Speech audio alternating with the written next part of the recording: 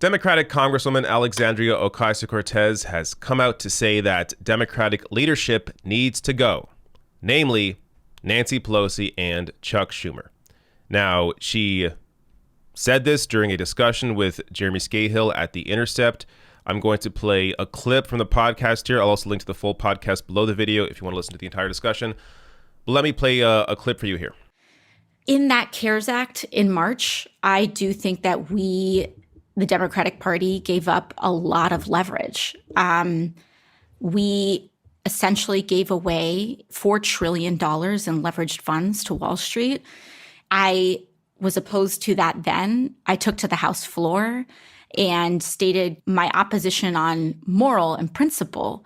What did the Senate majority fight for? One of the largest corporate bailouts with as few strings as possible in American history.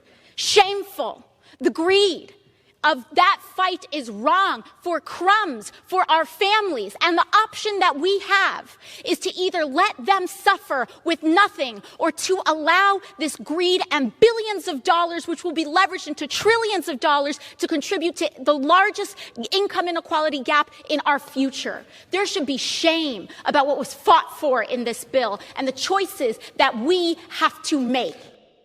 But even when I was speaking to my colleagues, I was also opposed to it strategically because this massive bailout that we gave away in March was everything that the Republican Party wanted. It was everything that Mitch McConnell wanted, that Steven Mnuchin wanted, that Wall Street wanted.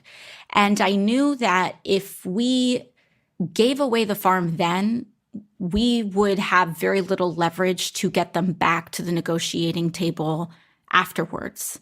And I'm afraid that that is the situation that we're dealing with right now. Isn't this grounds, though, to take a stand and say, no, I'm sorry, Nancy Pelosi should not be the speaker and Chuck Schumer should not be the leader? Well, I do think that we need new leadership in the Democratic Party. I think one of the things that I have struggled with, I think that a lot of people struggle with, is the internal dynamics of the House has made it such that there's very little option for succession, if you will. And so, the answer is yes. The answer is we need to shift power. We need to make sure that we have a transition of power in the leadership of the Democratic Party, because I think that the hypocrisy you point out is so animating. Frankly, it's a huge reason why I ran for office and ran against a Democrat, because that hypocrisy can be just so rage-inducing for any person. For me personally, it was when I was waitressing and I would hear Democrats talk about why the Affordable Care Act was so amazing all the time and how this is the greatest thing ever and the economy's doing wonderfully. And frankly, it is the same trick that Trump pulls, which is, people touting the Dow as a measure of economic success when we're all getting killed out here. And so, do we need new leadership of the Democratic Party? Absolutely. But how do we ensure that when we shift, we don't even move further to the right? And that's the kind of thing that keeps me up when I think about what we're going to do moving towards the future.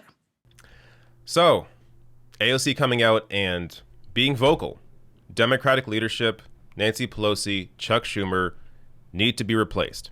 The issue that she has is, how do you ensure that they're not replaced with somebody who is more conservative? Because, of course, these more progressive members of the House, like AOC, like Pramila Jayapal, like Rashida Tlaib, Ilhan Omar, they are a minority in the Democratic caucus.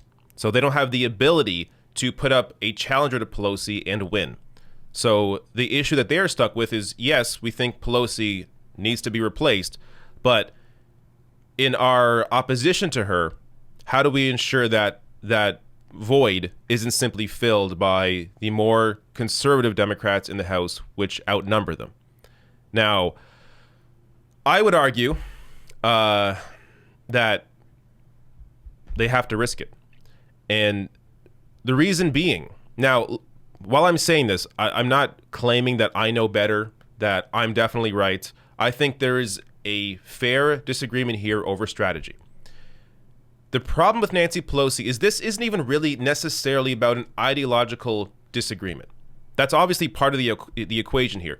But Nancy Pelosi is a garbage negotiator. She does not know how to actually fight Republicans. She has no real rhetoric when it comes to fighting them. Occasionally she'll fight, Trump, but there is no common message here. There is no actual plan. You saw her talk about how she wouldn't accept, half a loaf before the election when it came to a COVID relief package. And now they're down to arguing over crumbs.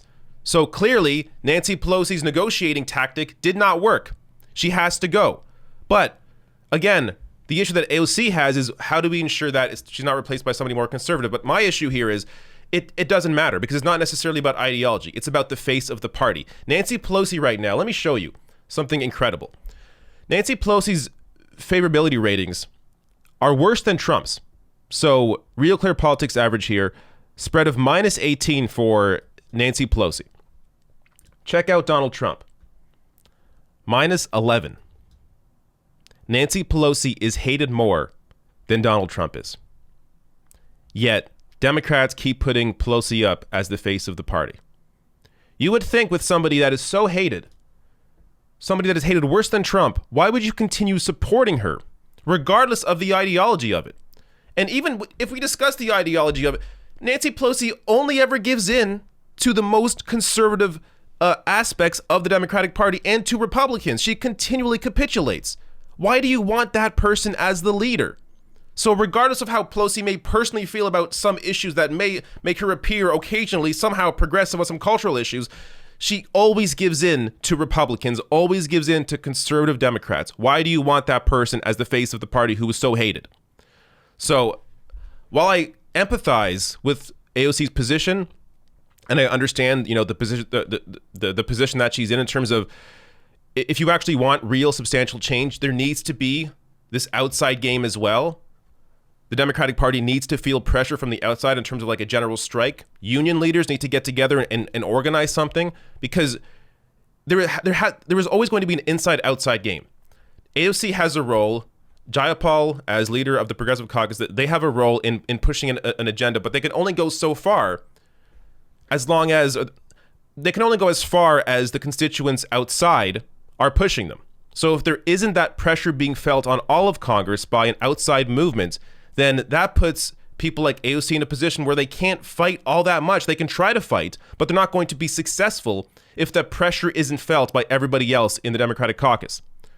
So the problem is there's a lot that needs to happen before any real substantial change is done.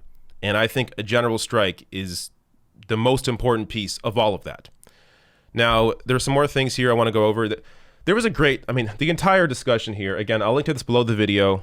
The podcast is linked here. Listen to it all. It is a great discussion. AOC also goes into the idea of pressuring a floor vote on Medicare for all by withholding the vote for Nancy Pelosi, and if that would work, as that idea's been popularized by Jimmy Dore recently. But then goes into how, while she's not opposed to the idea, AOC wants more, substantial change in terms of, she used the example of PAYGO waivers. So PAYGO is this idea that Nancy Pelosi loves, where you basically can't put anything that requires real spending up, like Medicare for all, like a Green New Deal, because unless you have the funding for that right now, meaning that it disempowers the ability to actually push for any real substantial legislation because they don't have the spending there immediately. Now, this goes back to the idea that people have of how governments work like corporations or companies, where they need to have the money there to spend. This is not how governments operate. Deficit spending is normal. I would tell you to look at Stephanie Kelton, her writing. She has a new book out, The Deficit Myth. Look into it. But anyways, point being, there are PAYGO waivers. PAYGO waivers that conservative Democrats use to spend on things like defense spending. So they're able to get their big spending items through, but progressive legislators are not. So spending on defense, there's a PAYGO waiver to do that. There's no PAYGO waivers for Medicare for all. So AOC wants to fight for that, for PAYGO waivers, as opposed to simply fighting for what she would consider to be a performative vote. But of course, Yes, that performance has an impact. I discussed this yesterday. I don't get too deep into that either. but basically saying here that there are other things that they could fight for instead of just fighting for a floor vote on Medicare for all, which of course would fail right now, and ultimately would just be about the performance and getting a conversation changed around Medicare for all nationally. But also discussed Richard Neal. I went through this yesterday on my video on this idea of a Medicare for all floor vote, but David Sirota has a great piece here in the Daily Poster. One of the ideas he floated was removing the Medicare for all opponent who chairs the key committee, so removing Richard Neal, chairman of the Ways and Means Committee. This is a guy who takes a ton of money from the healthcare industry, so AOC discusses how removing him should be a part of her support for Nancy Pelosi as Speaker. And also, AOC goes into Biden's cabinet and how it's horrible. Just to give you an example of that, this is Data for Progress, who are basically, from my understanding, more center-left, not even really all that much, not really far left, but just center-left in terms of their proposals here, in terms of what they fight for. And even they, 0 out of 18 appointments in Biden's cabinet. So Biden's cabinet right now, incredibly conservative, when Data for Progress doesn't even have one of their suggestions in the cabinet. And same thing, I've discussed this before, the climate mandate. This is from Sunrise Movement and Justice Democrats. They have a bunch of suggestions here for Joe Biden's cabinet. Of course, none of these people, not even the backups, are picked for Biden's cabinet. So showing you just how conservative Joe Biden's cabinet is. But anyways, yes, listen to the entire discussion. It's fantastic. I'll link to below the video. A few more things here as it's, timely right now. AOC tweeting out about the potential COVID package. She says here, I will not vote for a COVID package that doesn't include survival payments and unemployment relief for the American people. It's a red line. It's also common sense. Sick and tired of Mitch McConnell and the GOP playing games with people's lives for corporate handouts. It ends here. And an update to that, there appears to be, as of recording this, a potential deal for a new round of direct payments, but it's not $1,200. Showing you why fighting for $1,200 was dumb. They should have fought for $2,000. You gotta, when it comes to negotiating, you have to fight for a lot more than you actually want. That way, if it ever does come down to a compromise, you're compromising to your actual position. So Bernie Sanders, I love him, but fighting for $1,200, not enough. He should have fought for $2,000. Should have fought for a UBI, and then maybe they could round down to $1,200, which still is clearly not enough. But now it's potentially down to direct payments of $500 to $600. I'm amazed that there isn't more anger right now in the country in terms of a general strike, in terms of a mass movement of people marching on Washington. You look at every other country around the world.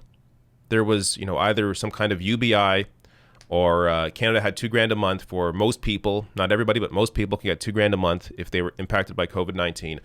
Germany, France had wage subsidies where even if you lost your job, the government actually paid or gave you money that would amount to your paycheck. In Germany, up to 87% for full-time pay, up to 100% for part-time pay. So there was actual, real financial help for people to be able to stay home, physically distance, and get the COVID numbers down. The U.S., Americans didn't have that. All they had was unemployment and a one-time check of $1,200. It's absurd. So, look, the reality is, if you want your lawmakers to fight for more, or if you want your lawmakers to actually pass something that benefits you, you have to withhold your labor. There has to be a general strike. You actually have to make their donors, corporations, suffer by withholding your labor. So until a general strike happens, you're really not going to see anything substantial push through.